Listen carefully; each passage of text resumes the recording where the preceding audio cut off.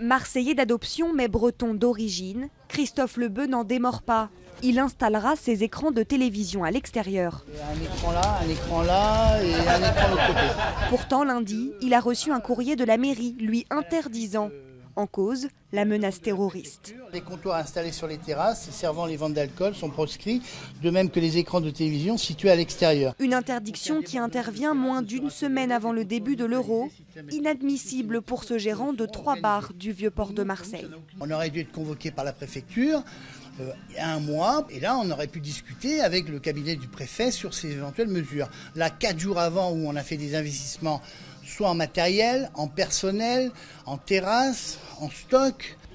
Marseille est l'une des 10 villes hôtes pendant l'Euro. Les supporters anglais commencent d'ailleurs à arriver dans la cité phocéenne. C'est ridicule et absurde.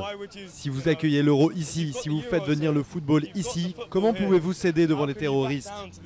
Vous devez vous dresser face à eux. Devant le tollé, la préfecture prend ses distances avec la mairie, s'attachant à la sécurité des fan zones uniquement. L'adjointe au maire en charge des emplacements n'est elle-même plus très claire. Je n'ai pas dit que c'était interdit pendant l'Euro. Ce qu'il est dit, c'est que l'attroupement inconsidéré rend vulnérable la sécurité des concitoyens.